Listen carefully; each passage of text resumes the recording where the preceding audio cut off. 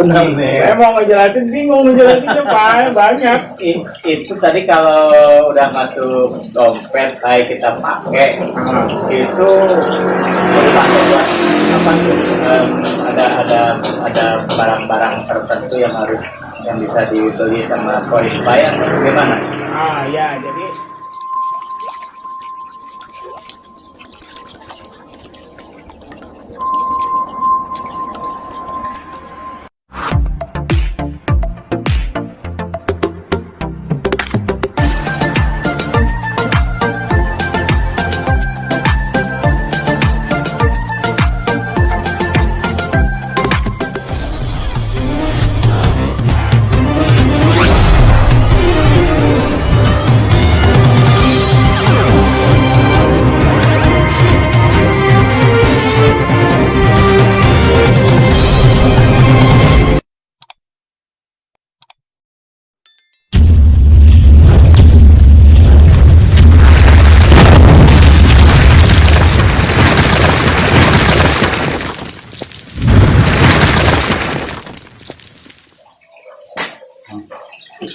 Ya,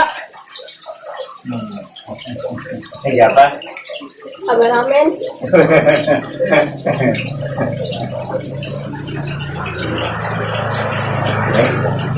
Guys, mulai guys. guys, Mulai guys. ya kalau ngobrolin fee itu kan apa namanya kita kalau ngobrol gitu ya, nggak pernah ada dokumentasi gitu. Jadi kalau orang pengen tahu teh, jadi harus diceritain lagi kan. Nah jadi biar cukup videonya, udah kita pakai rekaman. Jadi kan perjalanan ini kan 3 tahun. Jadi dia mulai awal Maret 2019. Artinya proyek ini nggak main-main gitu, proyek beneran. Banyak yang udah dikeluarkan sama si yang bikinnya gitu, yang punya ide ini. Nah sekarang sudah sampai pada tahap migrasi, jadi koinnya itu udah masuk ke dompet. Kalau tadi kita proses yang ketujuh itu kan terakhir tadi itu kan udah checklist. Nah itu udah tinggal nunggu tuh koinnya masuk. Nanti kalau koinnya masuk ke wallet itu nunggu 14 hari gitu, sampai itu bisa kita pakai. Nah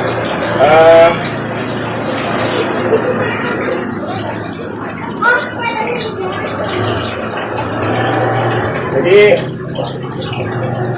enaknya mah ada yang nanya ada yang jawab gitu. Iya benar nih. Saya mau ngejelasin bingung ngejelasinnya banyak. Itu tadi kalau udah masuk dompet kayak kita pakai itu dipakai buat apa tuh?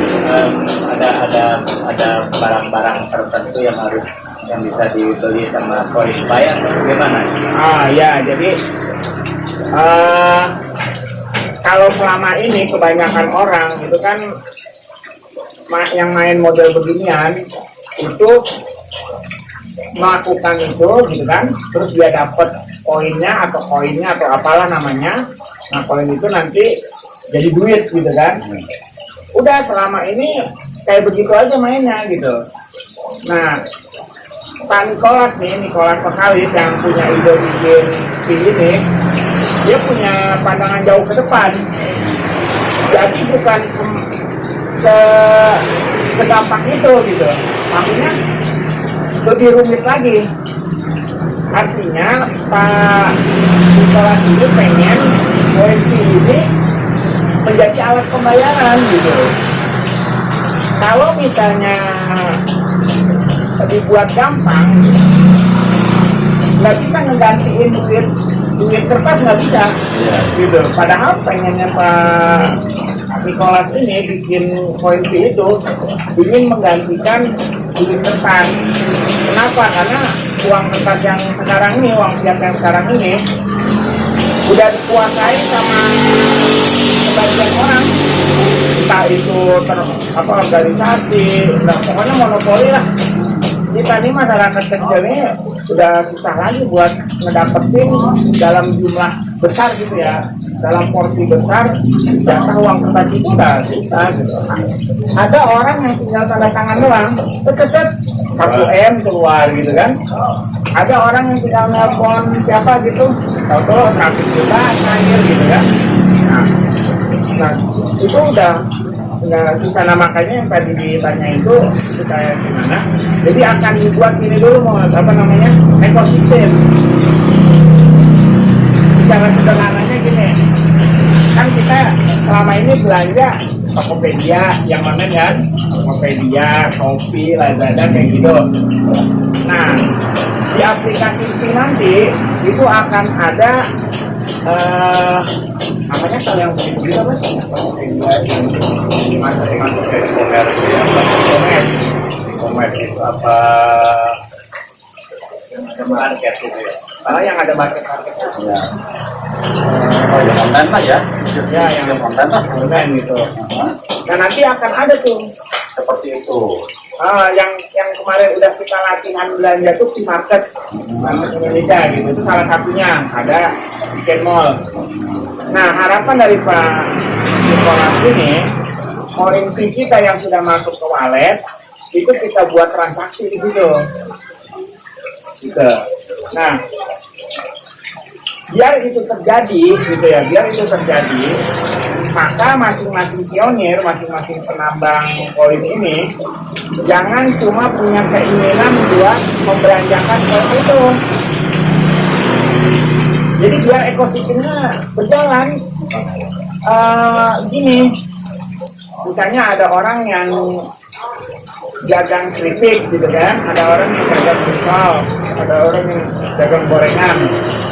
Nah masing-masing dimasukin ke ekosistem kayak gitu. Orang yang butuh gorengan belinya mau ekosistem itu gitu. Jadi nanti dengan 35 juta orang yang sama-sama punya koin fee, masing-masing bertransaksi pakai koin fee, maka orang luar akan melihat, wah itu orang-orang pada belanja pakai koin fee, gimana cara ngedapetnya sih? Nah pada saat seperti itulah kita baru bisa ngomong ke tetangga kita baru bisa ngomong ke teman kita. Oh caranya kayak gini nih, pakai HP doang modalnya, download aplikasi dan dapat gitu. Tapi pada saat dia melakukan itu dapatnya kecil banget. Kenapa? Karena makin kesini porsi jatah penambangannya itu makin sedikit. Kalau nggak salah kemarin yang saya mau tuh yang tanpa ada penguncian, tanpa ada referral itu cuma 0,007 sebelum itu, karena nggak ada penguncian koin kan. Ya. Nah nanti orang baru pun akan begitu. Nah sementara kita orang-orang lama, karena kita sudah punya koin, maka koin itu kita kunci, itu nambah penambahan. Gitu. Tapi kalau misalnya koin fee ini nilainya udah tinggi, tetap aja sehari sejam misalnya 0,007 fee, kalau satu fee-nya $100, sudah berapa dolar dia dapat dalam sejam? Ya lambat. Nah, biarpun ya dia dapatnya sedikit, tapi kalau rupiahnya gede ya tetap dapatnya gede. Jadi berarti kalau di mainnet ini berarti hanya orang-orang per anggota aja yang bisa bertransaksi dengan menggunakan itu ya. Ya. Kita berarti orang yang menjual barang, dia pun member dari Dia harus pionir. Tapi kita yang membeli juga harus fee antara sesama fee yang itu ya baru bisa kita belanja gitu kan. Ya. Makanya ini bisa berjalan kalau masing-masing pionir ini menyadari bahwa dia itu bukan hanya belanjain koin-nya, bukan. Karena kalau misalnya punya persepsi yang sama, kita menghidupkan ekosistem itu dengan cara begini. Kalau kayak Amos punya toko material, nah toko materialnya dimasukin ke market tadi, ekosistem gitu kan. Jadi orang yang punya fee belanja situ gitu.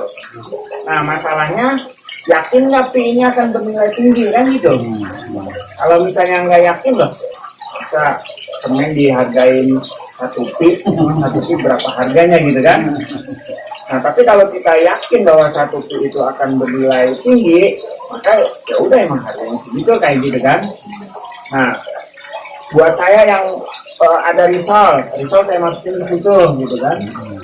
Nah kalau mau saya hargain berapa nih 1 bungkus risol gitu kan. Nah nanti akan ada respon dari pembeli, misalnya wah harganya kemahalan, saya pengennya pi ini harga 1 pi nya $100, masa saya beli 1 risol harganya 1 pi berarti harus $100, saya nggak mau beli risol. Nah gitu nanti. Nah sebaliknya kalau ada orang yang jual risol dengan harga 0,0 sekian, maka dia akan beli ini gitu. Nah itulah nanti akan menimbulkan nilai kayak gitu. Nah itu kalau orang yang udah punya barang yang buat dijual. Nah kalau misalnya orang nggak punya, kayak yang Holid misalnya, yang Holid profesi guru gitu kan, nggak punya barang yang dijual. Nah supaya bisa ikut ambil bagian dalam ekosistem, jadi nanti terjadi transaksi, maka yang dilakukan Kang Holid adalah membeli barang dari situ. Contohnya beli barangnya Amut lah. Ada apa di Amut misalnya? Laut. Beli baut pakai pi kan? Ya. Nah, pada saat beli baut pakai pi, kan dapat bautnya tuh. Ya. Nah, bautnya ini dijual ke orang umum, kan jadi duit. Ya. Nah, ketika megang duit, jangan dipakai buat foya-foya dulu. Duit ini dipakai buat beli barang. Misalnya apa, kembang, pot gitu ya. Kita ya. Jangan, bukannya kita butuhkan. Gitu, ya. Buat dijual. Buat jual lagi. Nah, nanti Kang Holid beli pot, beli kembang gitu kan, terus didaftarin. Jadi Kang Holid jual pot, jual ini. Nah, terus saya butuh pot. Nanti saya perlu pot nih. Ternyata di tadi itu di aplikasi ada yang jual pot Kang Holid. Nah, saya beli, beli gitu. Jadi maunya Pak Vokalis itu, Pak Nikolas itu kayak begitu.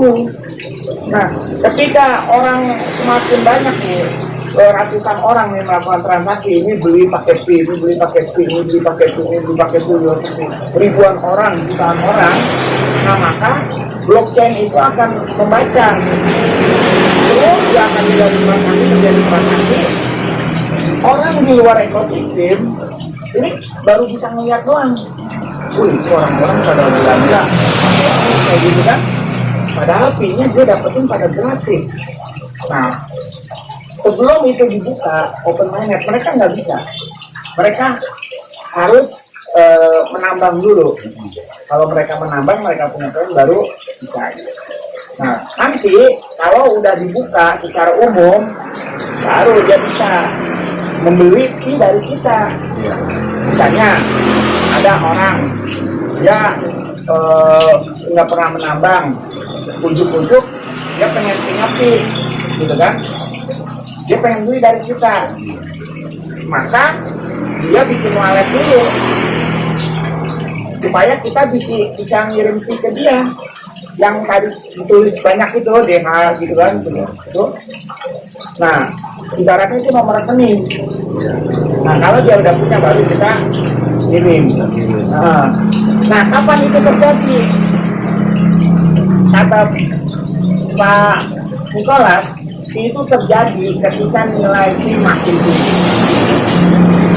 Kalau nilai pi masih rendah, nggak akan terjadi kayak begitu. Jadi belum ini ya, belum kesepakatan harganya berapa belum. Nah kalau secara core team, orang-orang yang membuat sistem ini itu nggak ada. Tapi pionir kita nih itu udah ngambil kesepakatan. Contohnya kemarin waktu di Ancol, hari Minggu kemarin kan pada ke Ancol tuh, seluruh Indonesia. Nah di Ancol itu kita ngambil kesepakatan atau membuat satu suara bahwa satu pi itu harganya $314, 314,159.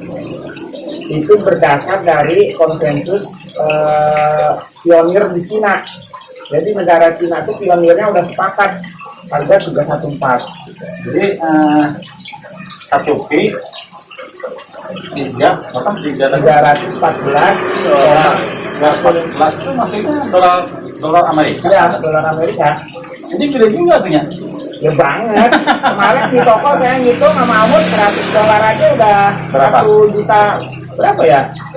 Kalau $1 sekarang 15.000, berapa?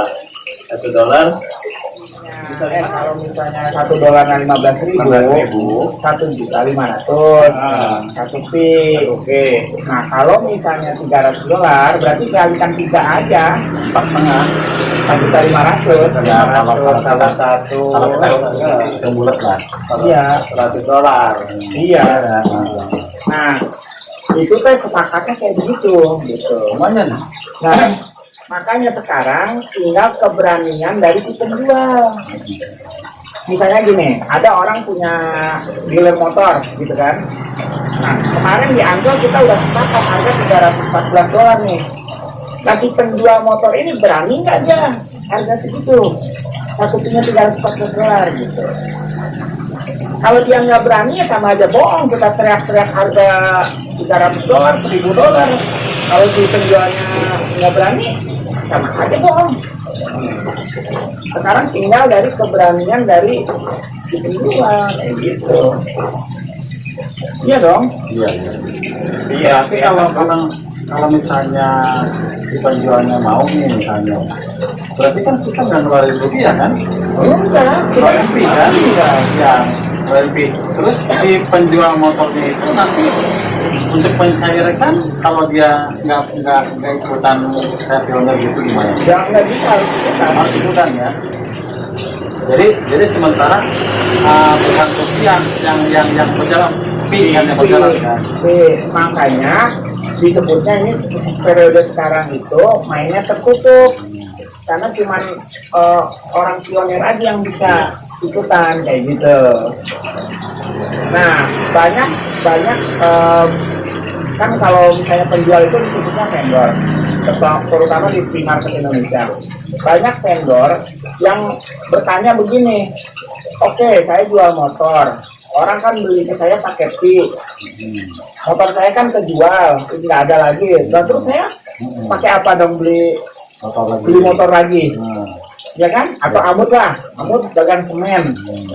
Kang Olik beli semen, Amut pakai fee, gitu kan? Nah, semennya Amut kan habis, nggak ada. Dia megang fee, beli buat beli semennya. Banyak yang bertanya kayak begitu. Ya, Nah solusinya, karena kan kita dibelinya sama rupiah lah istilahnya rupiah. nah solusinya untuk beli semen lagi pakai rupiah, Amut belanja, begitu.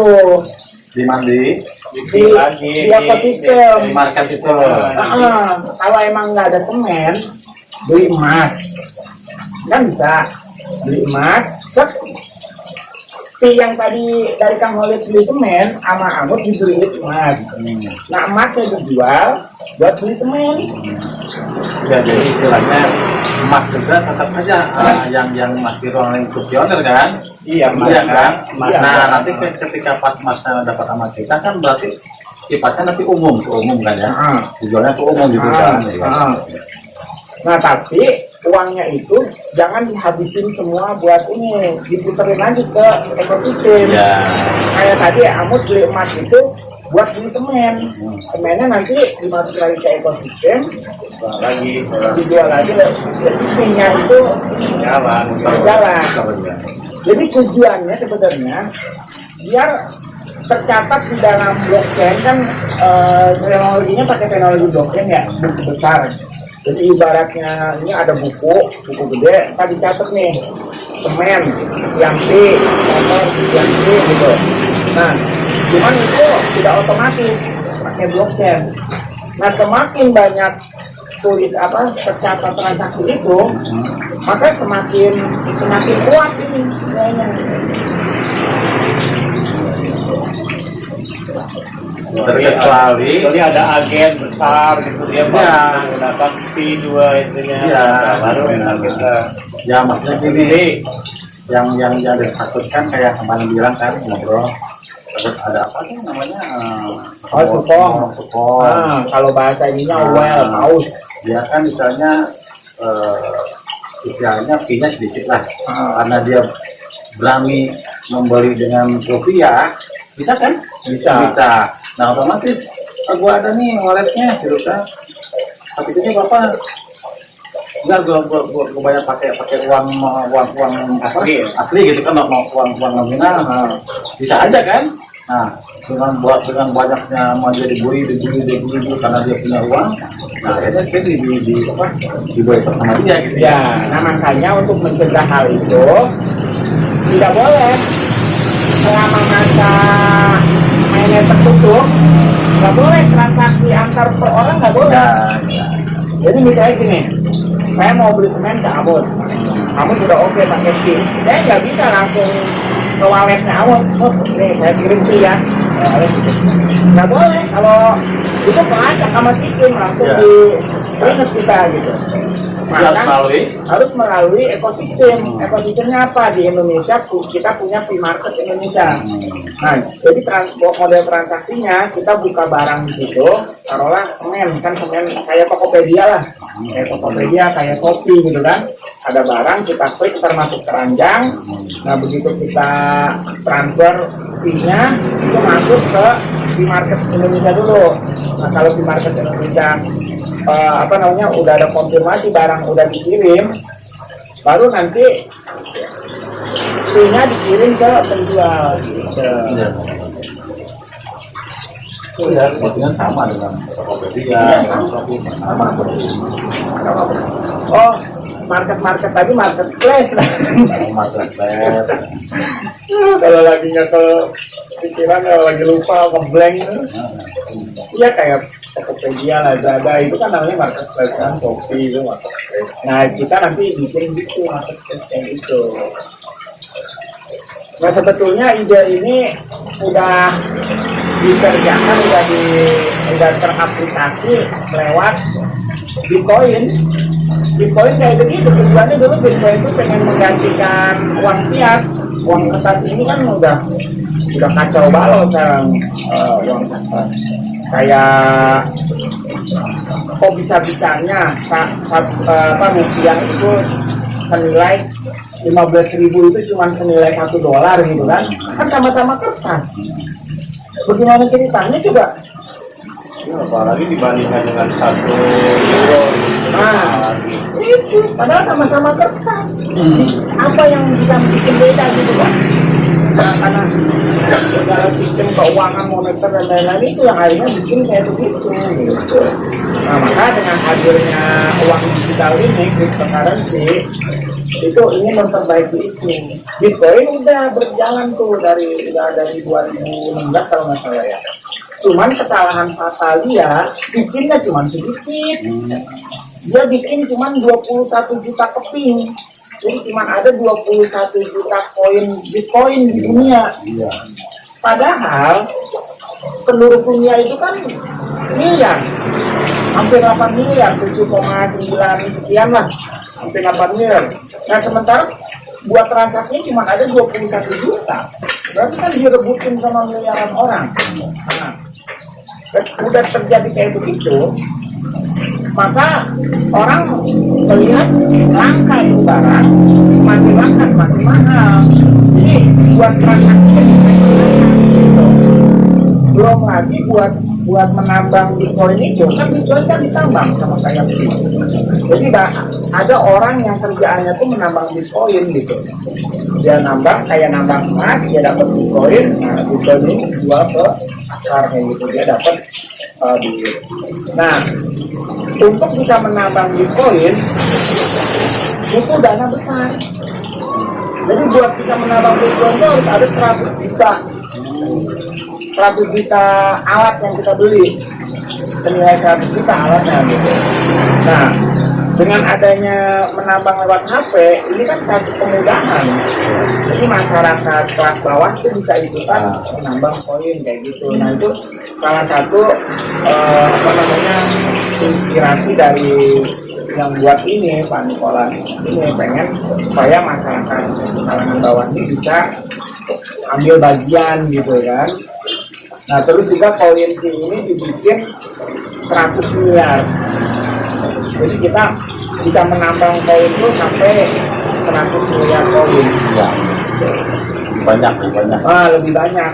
Kenapa? Karena ya tadi penduduknya miliaran gitu. Kalau misalnya banyak jumlahnya kan bisa terakomodir semua penduduk dunia. Memang, udah habis. Bukan, ininya tuh.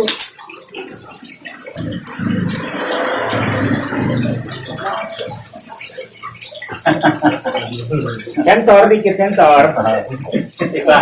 Iklan dulu.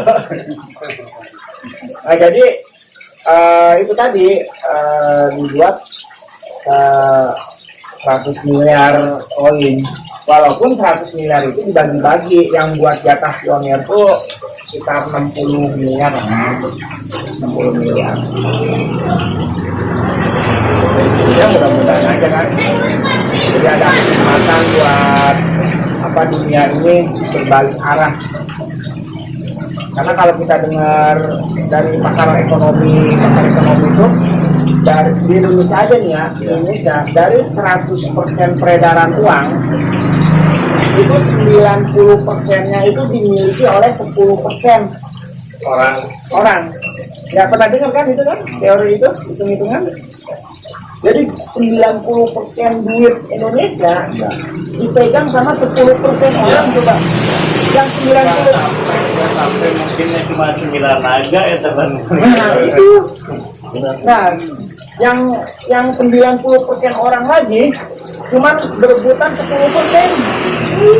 Makanya kita kerja ngap-ngapan kayak apa ya, aduh. Nah itu permasalahannya. Nah makanya P ini ingin menjadikan solusi supaya merata gitu loh. Ada 100% kue nih buat dibagi-bagi, ya direbutinnya sama 100% juga, 100% orang. Nah ini sekarang 90% orang ngerebutin 10%, ya baginya juga. Nah iya. Nah, udah mungkin balik kepala jadi kaki jadi kepala ya kan. Ya.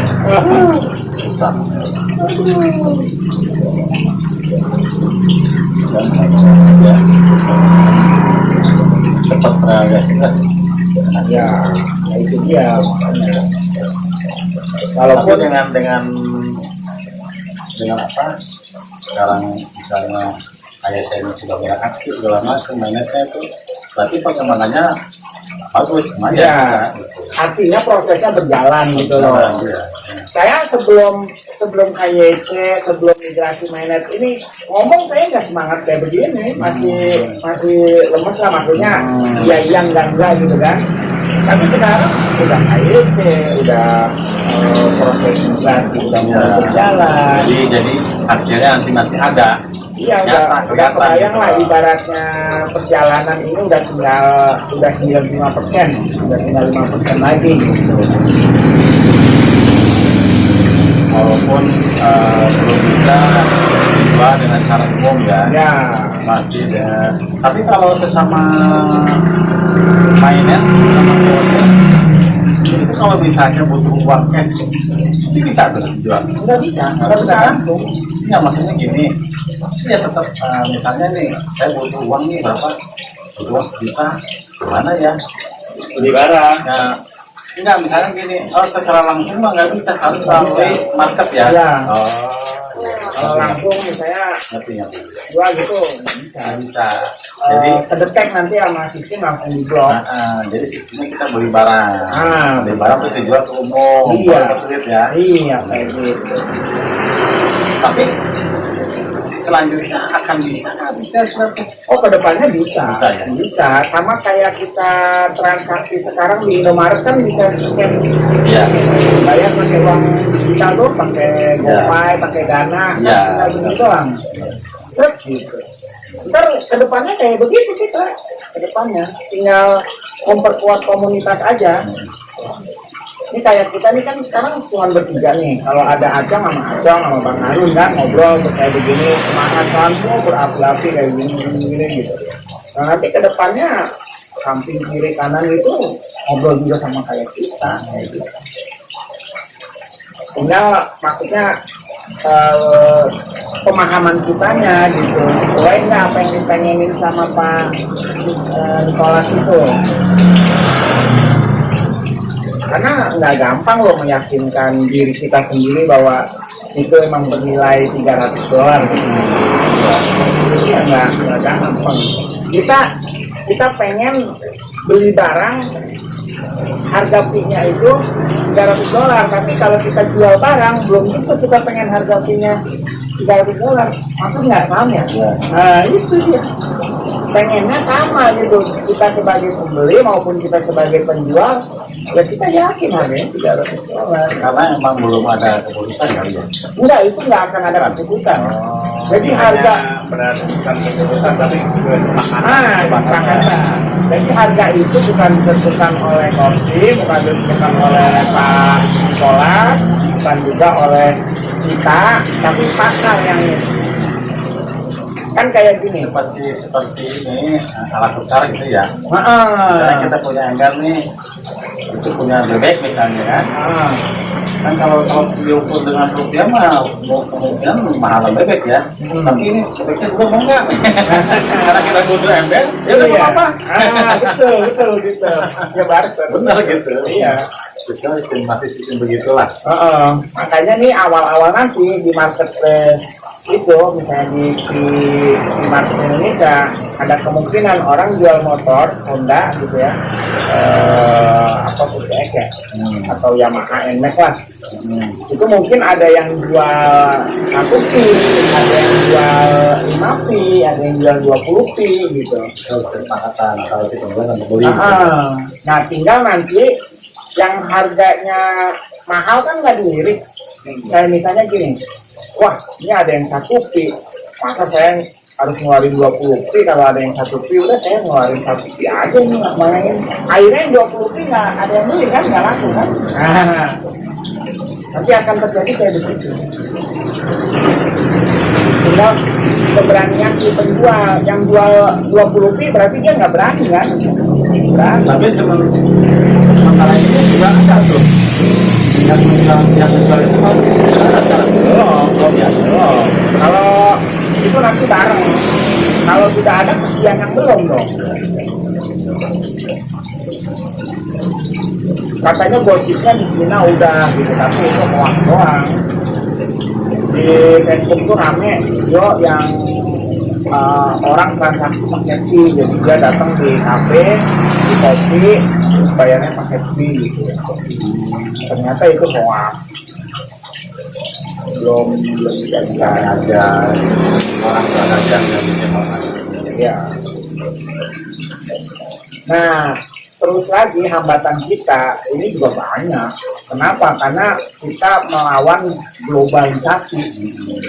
Nggak mungkin mereka yang sekarang posisinya udah nyaman, udah uangnya gede itu akan ada seperti ini, jadi aja nggak? Dia pasti akan melakukan sesuatu.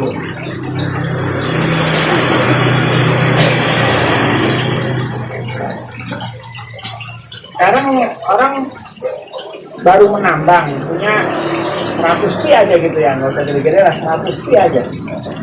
Kalau misalnya beneran jadi $300, 100 pi kali $300 berarti $30.000. Nah, bisa beli apa tuh $30.000? Iya kan? Saya bayar sedikit ya. Ya. Makanya gitu.